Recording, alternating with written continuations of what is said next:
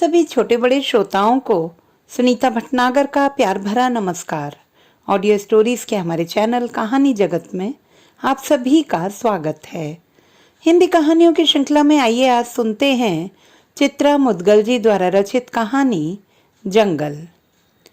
Reader अनिमा जोशी के mobile पर phone था मांडवी दीदी की बहू तविशा का। आवाज उसकी घबराई हुई सी थी। कह रही थी, आंटी बहुत जरूरी काम है, अम्मा से बात करवा दें। अनिमा दीदी ने असमर्थता जताई। मांडवी दीदी कक्षा ले रही हैं, काम बता दें। उनके कक्षा से बाहर आते ही वह संदेश उन्हें दे देंगी, बल्कि अपने सामने ही मांडवी दीदी से उसकी बात करवा देंगी। वैसे हुआ क्या है? तविशा इतनी घबराई हुई सी क्यों हो? घर में सब कुशल मंगल तो है? परेशानी का कारण बताने की बजाय तविशा ने उनसे पुनः आग्रह किया, आंटी अम्मा से बात हो जाए तो। अनिमा जोशी को स्वयं उसे टालना बुरा लगा। उचित नहीं लगेगा तविशा, अनुशासन भंग होगा। कक्षा का समय विद्यार्थियों के पढ़ने का समय है। मुझे बताओ ना तविशा, मुझे बताने में झिझक कैसी? नहीं आंटी, ऐसी बात नहीं है। तविशा का स्वर भर्रा सा आया। तविशा ने बताया, घर में जो जुड़वा खरगोश के बच्चे पाल रखे हैं उन्होंने, सोनू मोनू, उनमें से सोनू नहीं रहा। 10:30 के करीब काम वाली कमलाबाई घर में झाड़ू पोंछा करने आई तो बैठक बुहारते हुए उसकी नजर काठियावाड़ी सोफे के नीचे सो रहे सोनू पर पड़ी। जगाने के लिए उसने सोनू को हिलाया ताकि सोफे के नीचे वह ठीक से सफाई कर सके। उसके जगाने की सोनू पर कोई प्रतिक्रिया नहीं हुई। वह बुदबुदाई, घोड़े बेचकर सो रहा है शैतान। अब कि उसने उसे लगभग झकझोर दिया, बल्कि उसकी टांग पकड़ के उसे सोफे के नीचे से बाहर घसीट भी लिया। सोनू मोनू की चौकड़ियां छुपा छुपावल साफ सफाई के काम में कम नहीं खिंचाती हैं उसे। घर में पीयूष कौन कम बिखराहट करता था जो इनकी कमी थी? मगर सोनू की देह में कोई हरकत नहीं हुई। उसे लगा था बाहर खींचते ही वह उसकी पकड़ से छूटकर एकदम से दौड़ लगा देगा। कमला ने घबराकर चीख कर तविशा को पुकारा, छोटी बीजी।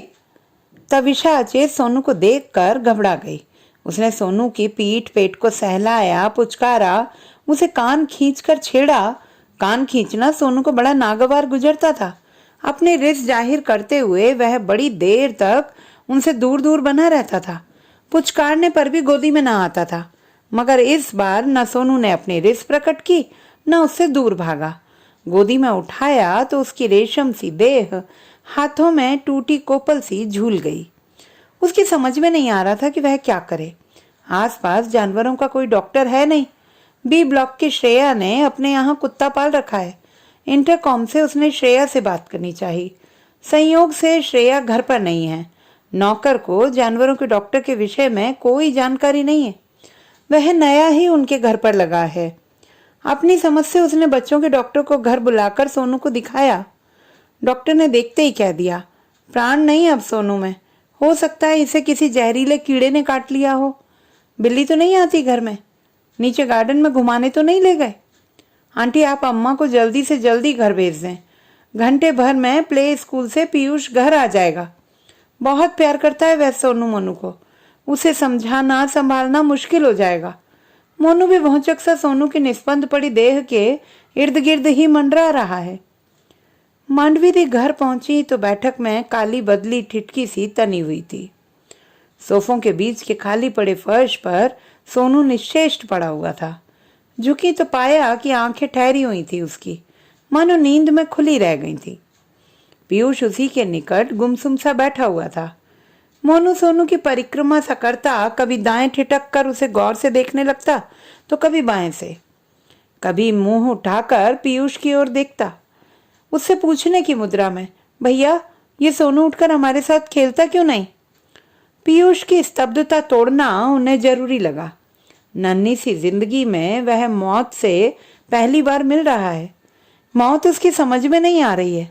ऐसा कभी हुआ नहीं कि उन्होंने घर की घंटी बजाई हो और तीनों लपक कर दरवाजा खोलने ना दौड़े हों। खोल तो पीयूष ही पाता था, मगर मुंह दरवाजे की ओर उठाए वे दोनों भी पीयूष के नन्हे हाथों में अपने अगले पंजे लगा देते हों जैसे। पीयूष का सिर उन्होंने अपनी छाती से लगा लिया। पीयूष रोने लगा। दादी, दादी ये सोनू को क्या हो गया? दादी सोनू बीमार है तो डॉक्टर को बुलाकर दिखाओ ना।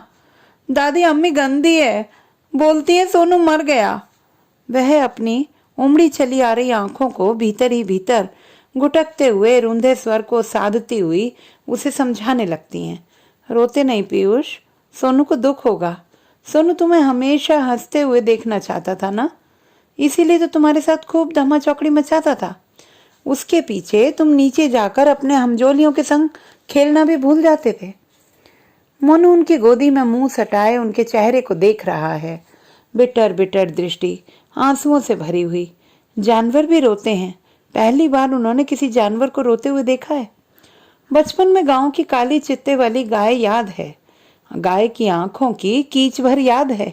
अम्मा बताती थी बछड़ा जब नहीं रहा था चितकबरी का, अजीब तरीके से रंबा रंबा कर रोती थी, कलेजा मुंह को आ जाता था। मोनू को हथेली में हल्के हाथों से दबोच कर उन्होंने उसे सीने से सटा लिया। हिचकियां भर रहा था मोनू। नहीं, ये उनकी अपनी है, उनमें शायद पीयूष की भी शामिल है।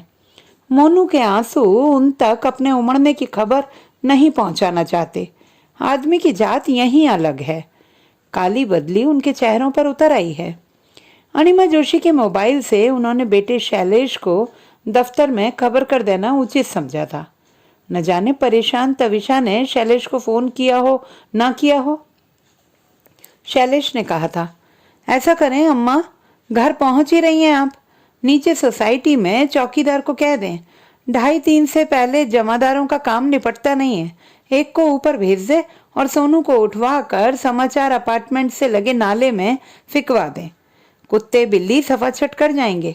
गर्मी में ज्यादा देर घर में रहने से बदबू आने लगेगी। पीयूष वैसे भी जल्दी बीमार पड़ जाता है, सावधानी बरतना जरूरी है अम्मा। और अम्मा, बेहतर है यह काम पीयूष के प्ले स्कूल से लौटने से पहले ही हो जाए। उसके कोमल मस्तिष्क पर बुरा असर पड़ेगा। बहुत सवाल करता है पीयूष, जवाब देते नहीं बन पड़ेगा। उन्होंने शैलेश से स्पष्ट कह दिया था। छुट्टी लेकर वह फौरन घर पहुंचे। उनके घर पहुंचने तक पीयूष घर पहुंच चुका होगा।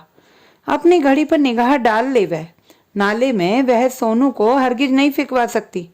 पीयूष सोनू को बहुत प्यार करता है।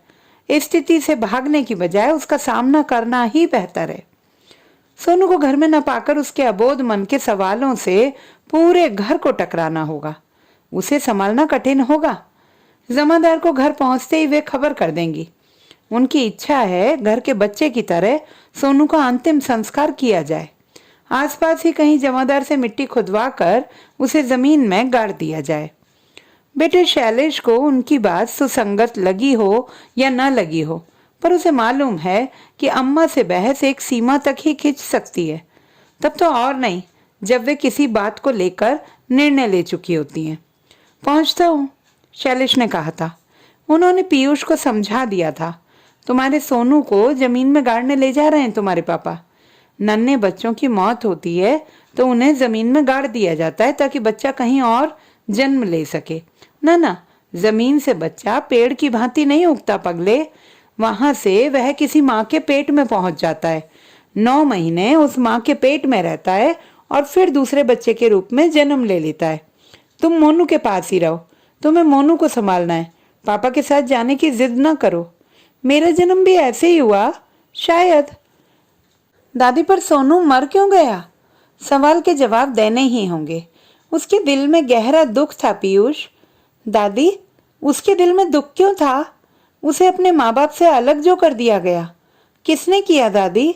उस दुकानदार ने जिससे हम उसे खरीद कर लाए थे।